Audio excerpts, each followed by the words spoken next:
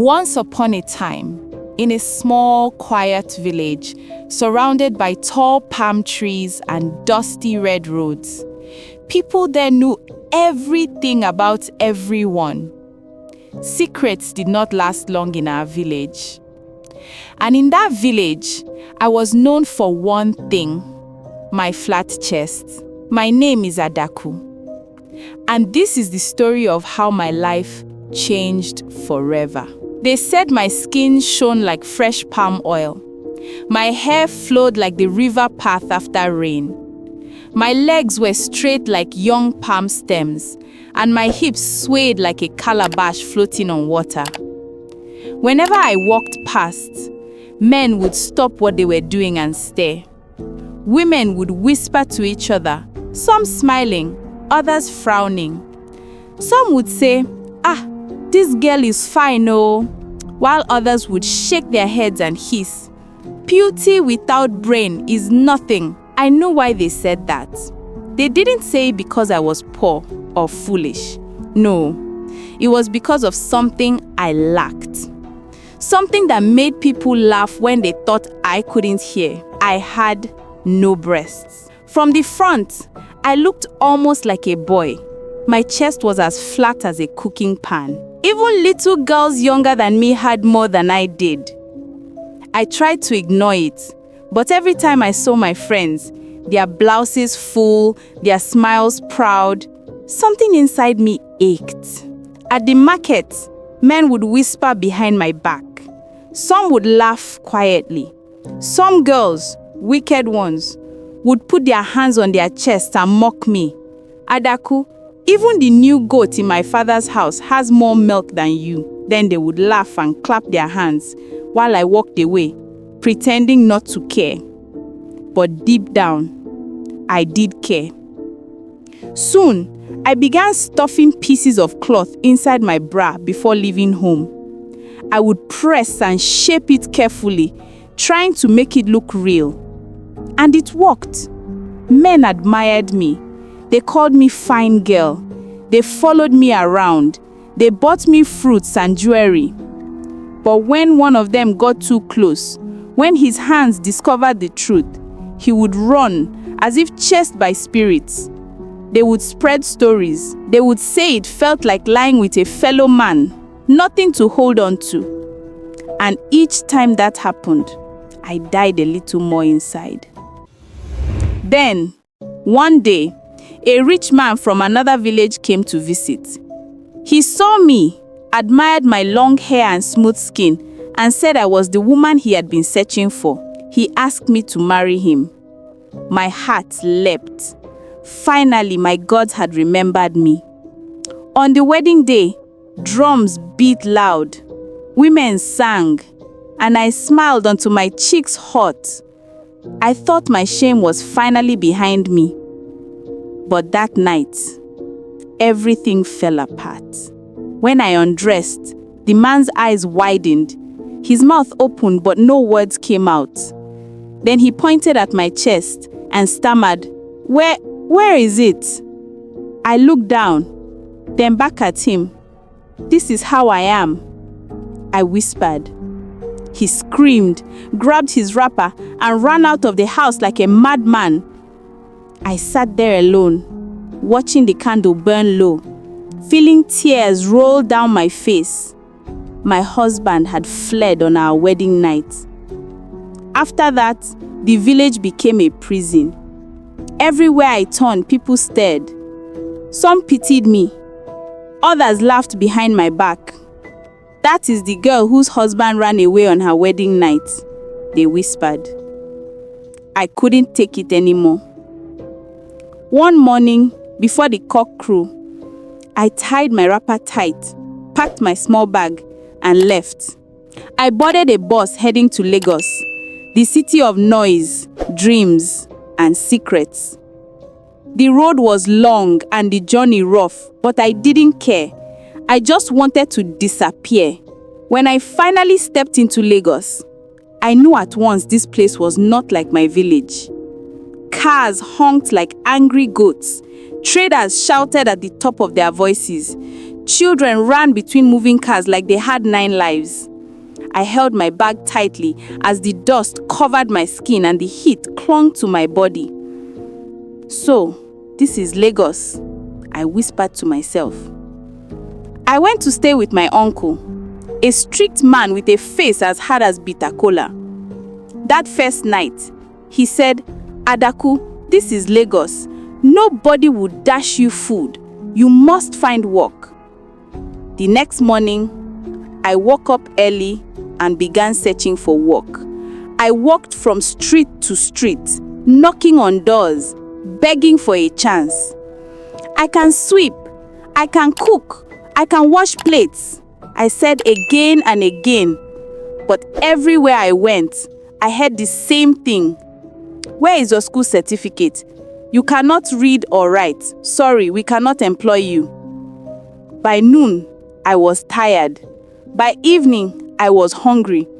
I sat by the roadside, holding my empty stomach, tears burning my eyes. That was when she appeared, Chichi. She was beautiful, bright like the morning sun. Her clothes were neat, her hair perfect. She looked at me and said, "Sister, why are you sitting here like a lost goat?" I sighed. "I am hungry. I have no work. I have no money." Chichi laughed, opened her bag and handed me food. I ate as if my life depended on it. The food sweetened my soul. Then she said softly, "I can help you." My eyes lit up. "Really?" She nodded slowly, but then added, "The work is not for small girls." "What kind of work?" I asked. Chichi smiled. A long, slow smile. "Night work." I didn't understand, but I was desperate. I needed money. "I would do it," I said. Chichi laughed again, her voice echoing in the evening air. "We shall see." And just like that, my new life in Lagos began. That night marked the beginning of a new life. A life I never imagined for myself. Chichi took me under her wing. She said, "Adaku, Lagos does not pity anyone. You either fight or you fade." Those words stayed with me. She showed me how to dress, how to talk, how to smile in ways that men stopped and stared. At night, we walked into the bright streets where men with deep pockets waited inside their big cars. Music from bars filled the night, mixing with the sound of laughter and car horns. The first time I stepped into that world, my heart pounded like a drum. I felt fear, shame, and excitement all at once. But Chichi only smiled and whispered, "Relax, my sister. This is the city of survival." Soon, I learned how it worked. Some men liked my face. Some liked my hips. Others admired my long legs. They would call me fine girl, offer me drinks, and whisper promises of heaven. But when they discovered what I lacked, when their hands touched my chest and felt nothing, they would recoil and shake their heads and walk away. This one is not complete. Fine face, fine hips, but her front is like boy's own. Each word stabbed me like a knife. But when I got home, I would curl up in bed and cry silently until my pillow was wet. Still, I could not go back to the village. I had nowhere else to run. So, I stayed. I walked. I pretended to be happy. Then, one night, everything changed. We were standing by the roadside when a man arrived in a black jeep. He was not like the others. People called him Chief. He looked around slowly and then pointed at me. "I want that one." Chichi's eyes widened. She nudged me and whispered, "Adaku, this is your lucky night." Chief took me to a big hotel, the kind I had only seen from afar. The room smelled of expensive perfume. The bed was soft like pap, and the air conditioner was colder than Harmattan breeze. I was nervous, but I hid it behind a smile. When the night was over, Chief sat up, reached for a bag beside the bed and threw it toward me. It landed with a heavy thud. When I opened it, my heart almost stopped.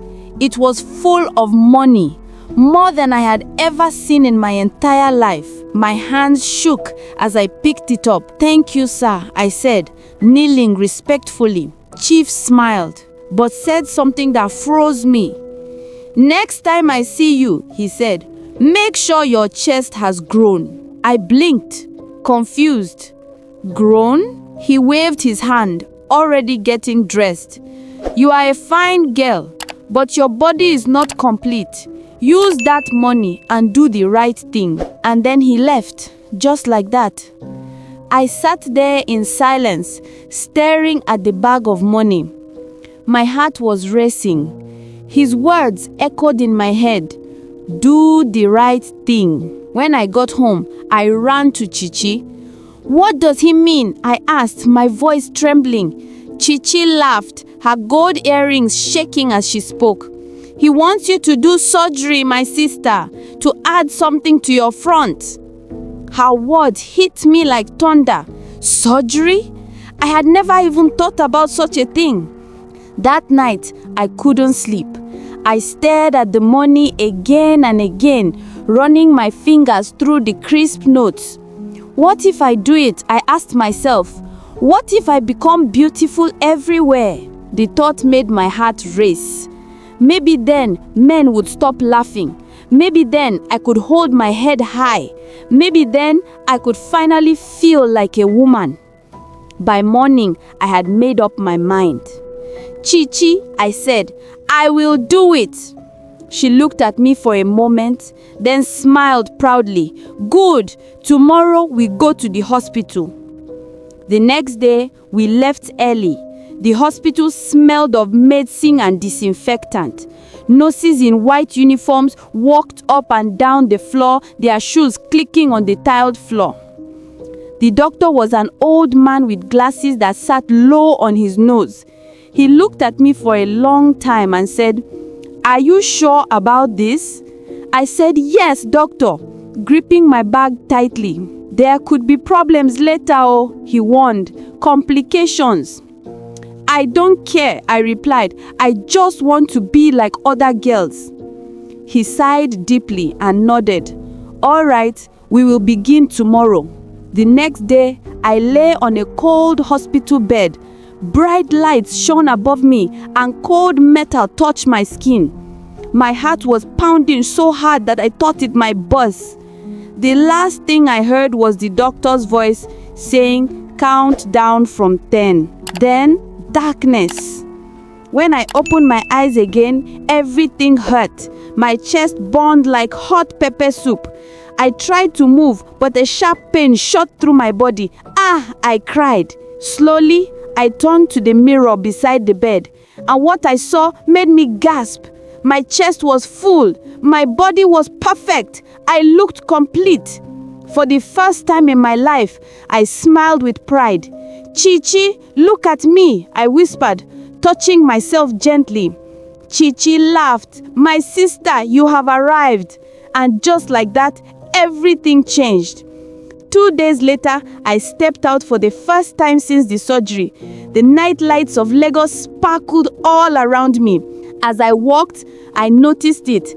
Eyes on me everywhere. Men stopped talking when I passed. Some turned to stare, others followed me with hungry eyes. They offered me more money than ever before. They called me the Queen of the Night. And that was how I became known. Adaku, the Queen of the Night. But deep inside, I didn't know that my real story was only just beginning. After the surgery, my life changed completely. I was no longer the girl people mocked. When I stepped out, men turned to stare, and women whispered behind me, not with laughter this time, but with envy. I finally had what I always dreamt of: attention, admiration, power. Money flowed like water. Chief came back and started taking me to expensive hotels, restaurants with names I couldn't even pronounce. He would laugh loudly, pat my new chest proudly and say, "Now my queen looks perfect." And I would smile, pretending that I was happy.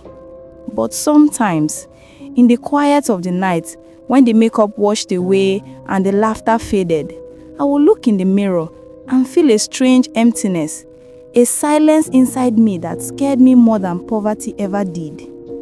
I told myself it was nothing. Maybe I just need rest, I would whisper. But deep down, I felt something was not right.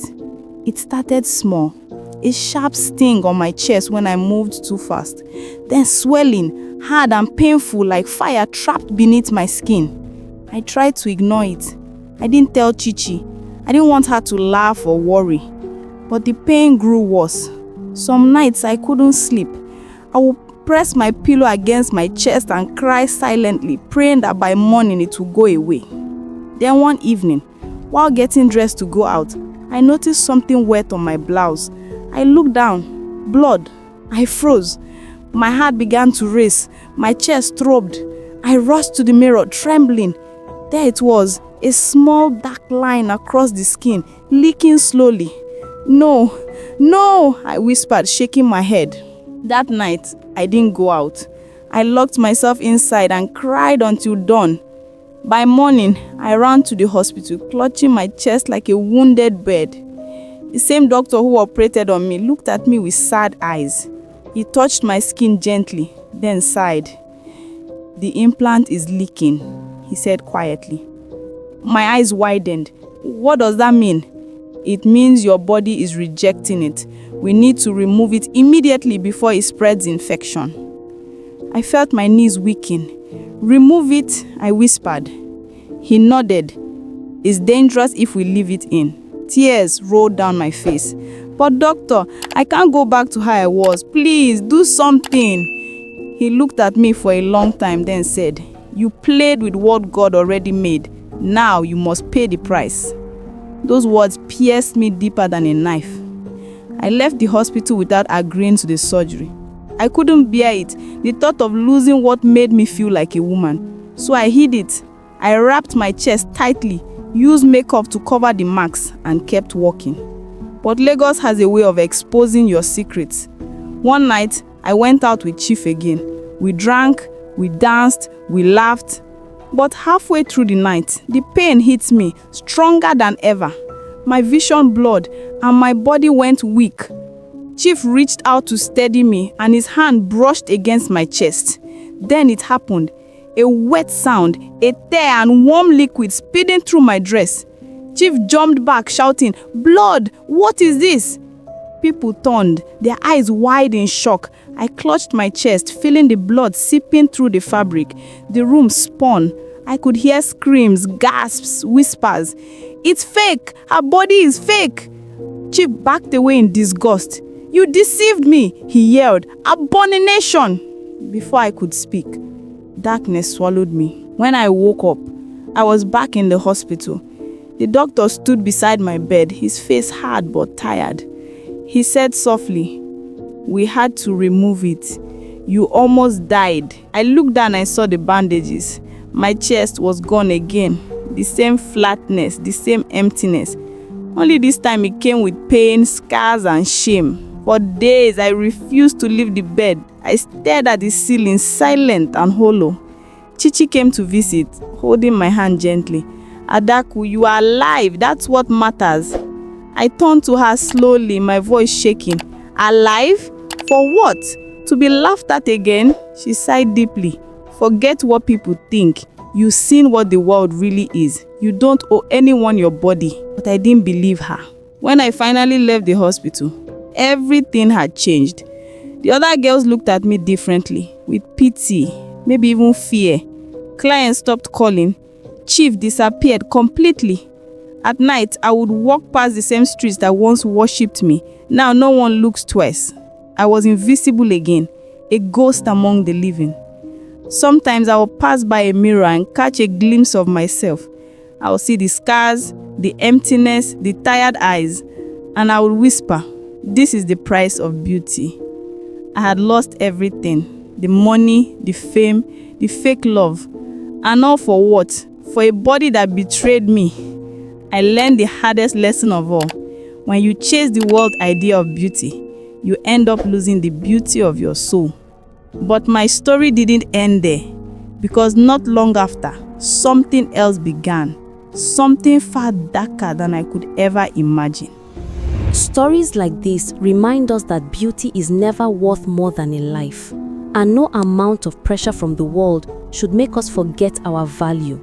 If this story moved you or stayed with you in any way, like this video so more people can discover it. Subscribe to Mumxy for more powerful African stories that speak to the soul. And turn on your notifications because each new story carries a lesson you shouldn't miss.